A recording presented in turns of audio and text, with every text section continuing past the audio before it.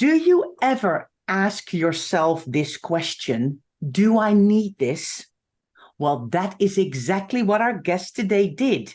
And she made an award-winning documentary film about consumerism, access, and the stuff from which happiness truly is made.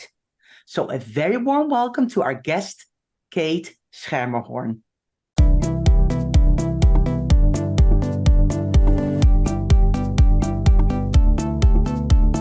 You're listening to the Declutter Hub podcast, bringing you tried and tested, no-nonsense tips and advice from the leading experts in decluttering and organising your home.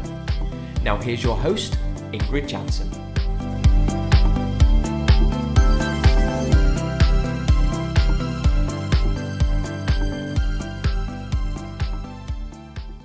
Hello and welcome, listeners. I'm Ingrid. If you're new to the Declutter Hub podcast, you're so welcome. What you'll find is that we try and find the fun factor in the serious business of decluttering.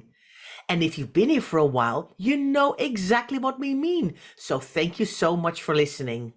If you'd like to get involved in conversations related to this podcast, it all takes place in our free Facebook group. So come and join our lovely, warm and supportive community.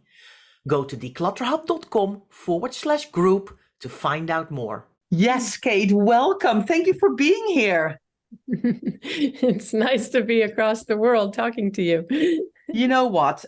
I had the pleasure of seeing your documentary, Do I Need This?, at a private screening online a couple of months ago. I was so struck by it. I was so in awe of it, and I loved it so much that after the screening, I kind of immediately reached out to you, I think like a day later, like, Kate, you need to come onto our podcast. You need to tell us or tell everybody around the world about your documentary because it's so impactful and it was eye-opening. I mean, I know, of course, a lot about clutter and decluttering, but it was emotional as well. I found it a very emotional documentary. So thank you for being here and telling us more about it.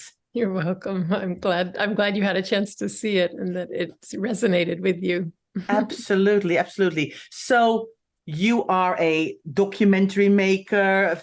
You've done so many things for television. You've done photo books. I mean, you've got a whole massive resume of things you've done. But what made you create this documentary? What was the start of it all?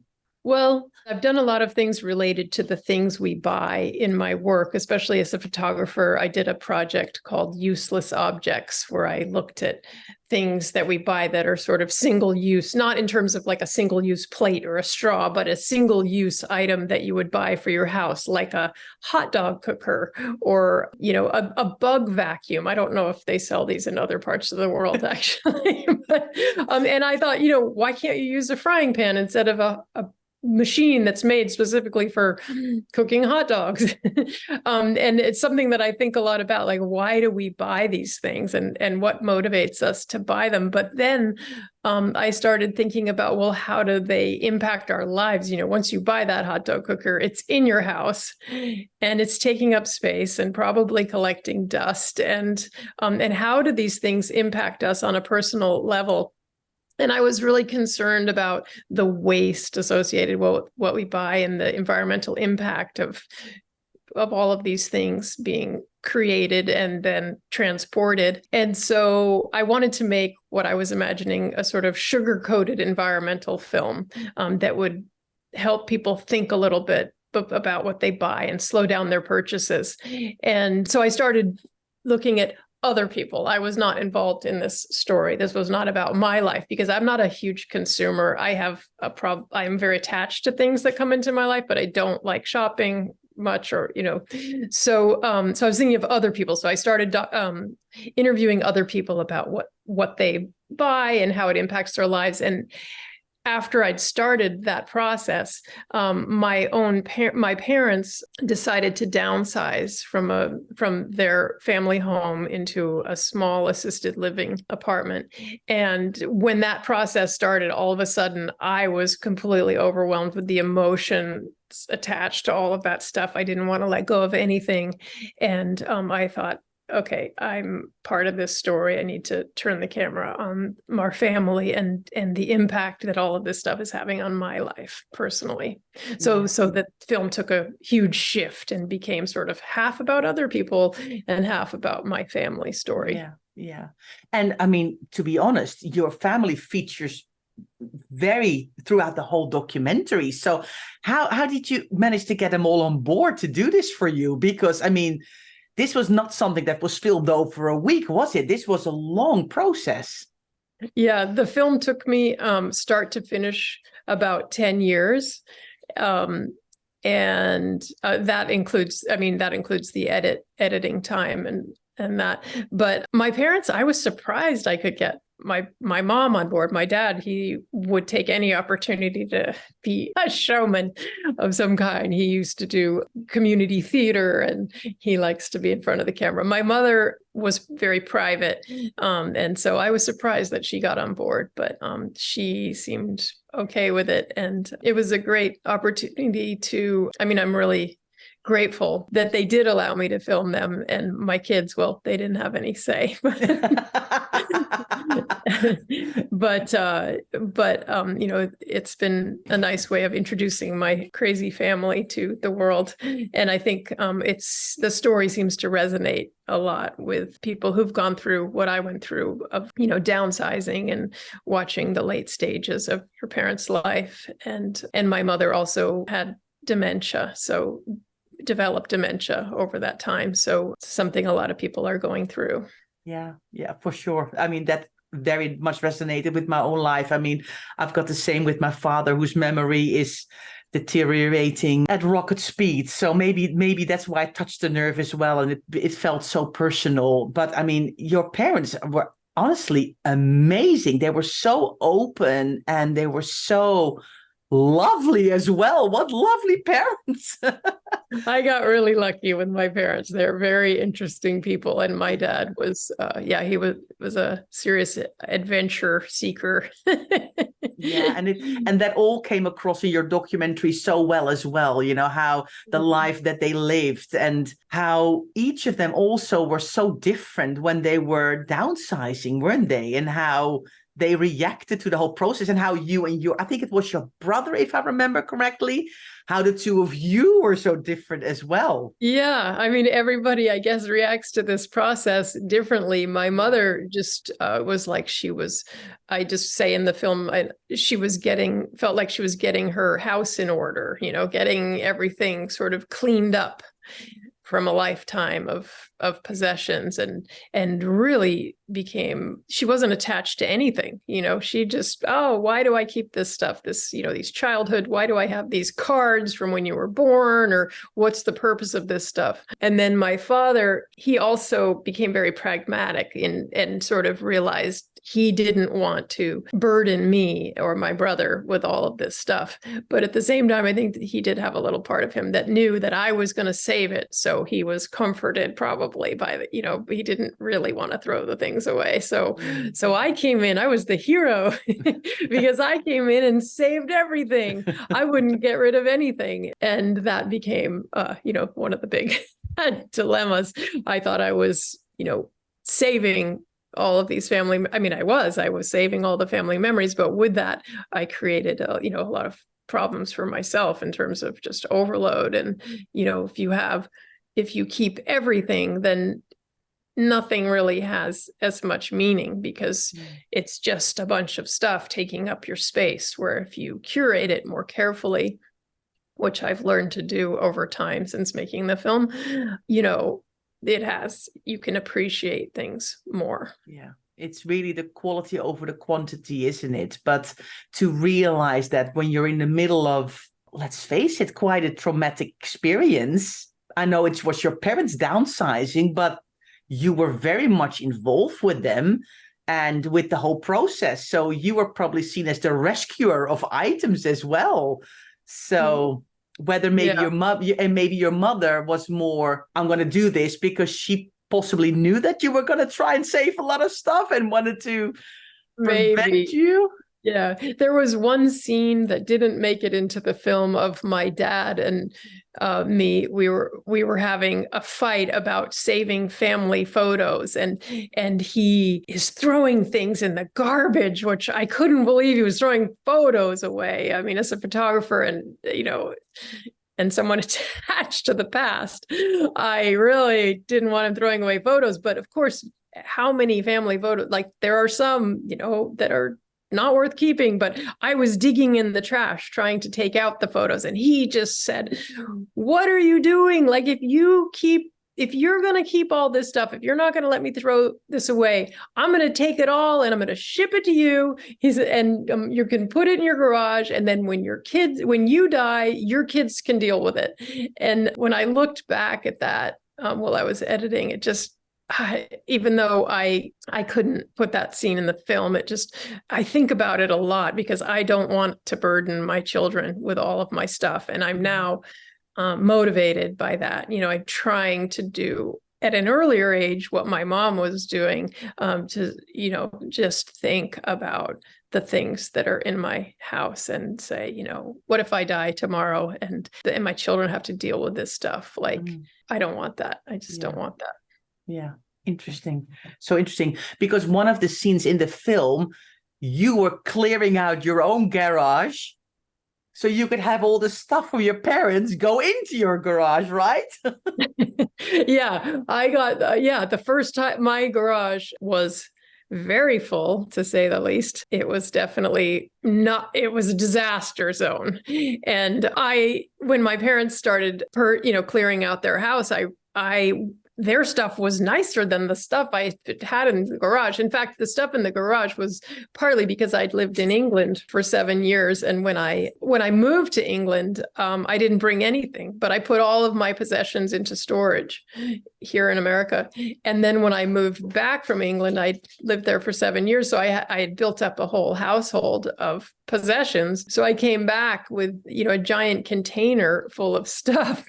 And then I took everything out of storage here. So I had so much stuff, nothing could fit in my house. So a lot of it ended up in my garage. So then when my parents started downsizing, I thought, well, I would rather have their stuff than the things I found in England at car boot sales and whatnot. And so then I started purging the garage only to make room for the stuff that belonged to them, which was ridiculous, of course. And then I filled the garage back up with all of their things because they couldn't fit in the house. Yeah.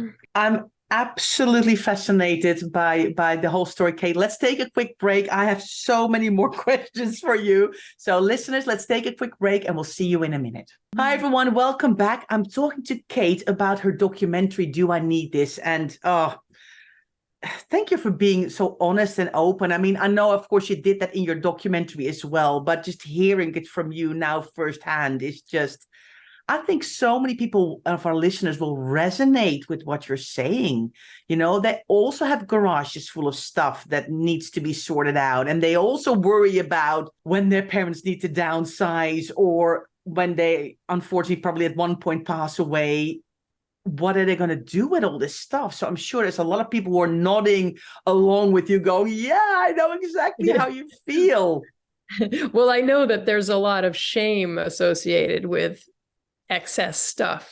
People are really ashamed of their houses. And of course, well, there's somebody in the film who she describes her issue as a clutter problem. Others might describe it as hoarding, but she describes it herself as a clutter issue. And, her life was completely changed by having such an excess. I mean, she can't walk through the house for the mess and the clutter, and the dining room table is piled, 3 feet above the table with clothes, and she describes in the film how she used to give dinner parties. She was an amazing cook, and that she just loved having people over to her house.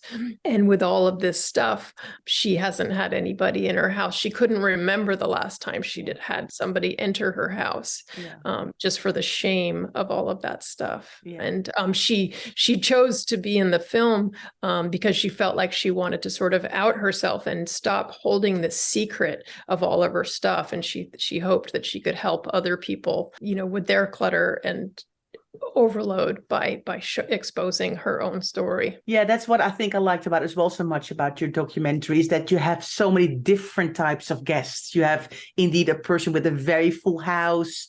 You've got, I think, a lady that we saw wear 30 different outfits, I think, in different shops. You have, of course, B. Johnson, who has like a one jar of trash per year. So you really, I think, show different sides, didn't you? Yeah, I tried to get, I do like when I'm making a film to have some extremes. So I went from the really extreme house that I just described to, Bea Johnson, she doesn't buy anything new. Twice a year, she'll go shopping at the thrift store for clothes, but she has, like 7 outfits or something. And in a year's time, she fills a mason jar full of rubbish. And that's all she had, like for an entire family of 4. Yeah. One of the characters that I really love in the film there's a monk, a Buddhist monk that I met, and I went to talk to him about attachment and the issue of attachment. It's so hard when you get attached to stuff, and I don't want to give it away, but turns out that he also has a little shopping problem himself. So that was a filmmaking moment where I thought I would die of happiness when he showed me that that we all suffer from this problem of having too much stuff. Yeah. I think, you know what? I think it's been the messaging as well for such a long time, isn't it? That we get so many marketing messages every day, everywhere to buy more. And very rarely, we're so used to it. It's been made easier and easier, by all this, everything online. You can just, in the olden days, you just actually had to drive in your car or on your bicycle or walk somewhere to buy something. But now you just click away online and it's there before you've even thought about it or you've forgotten about it at your order. It's there already. So we're being conditioned to buy all the time. Yeah. I love the Dutch presenter here saying that you go on your bicycle because I wish we'd all go on our bicycle to buy. But it's true. I mean, what I really hope and I hope for the film, and it seems like it's happening with audiences who write to me after watching it, is that people are sort of slowing down and asking themselves, do I really need this? I know that myself, after making this film, I can't buy anything without really asking myself, do I need this? I mean, I never have been a big shopper, but the rate with which things come into my house now has slowed to an extreme kind of halt. I just don't like to bring things in because you realize once they're in your house, it's so hard for them to leave again. It's like they've entered the door and then getting rid of them. It's just so much more time consuming. And I always think of it as gaining weight. When you gain a lot of weight and then it just comes on, the pounds just pile on if you don't think about it. And then trying to lose the weight takes so much effort. It's the same with stuff, it's like it just comes in if you don't think about it. And then having it go out, who has time to deal with all that stuff leaving again? Yeah, for sure. And then the waste of it all. Yeah.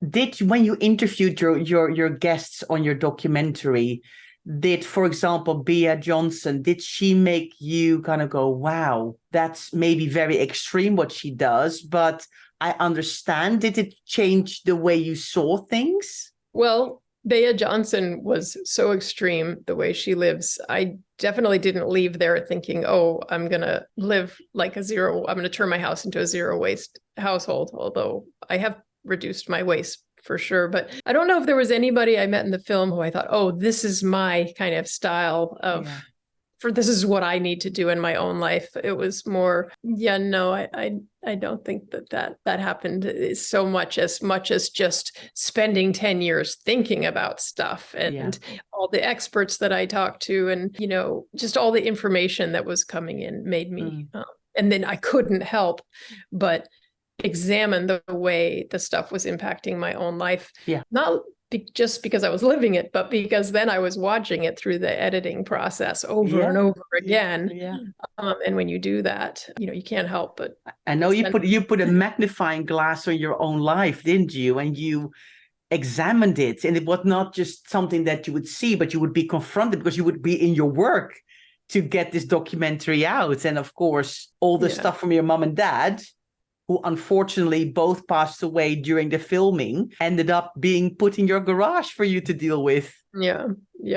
Now I've given myself sort of a rule that the things that, I've transferred everything into the house that I've wanted to keep, and I live with the things that I want. And now I tell myself, like, you can't just keep something for some later time when you're going to fix a broken chair, or you're going to finish, a painting or whatever it might be. Like that, I don't allow myself to keep. I say either you're going to do it now, you're going to fix that broken chair, or you're going to, finish that project, or it has to go. Like waiting and dreaming of this future time when things are going to be different. You'll have different priorities then. So I do get rid of things, with that in mind. I love that. I love that. I occasionally say, because when I ask people, so why are you keeping this? Oh, just in case, or when I need it one day. And I then kind of say, but one day is not a day of the week. One day does not exist. And why would you not use all of the nice stuff now?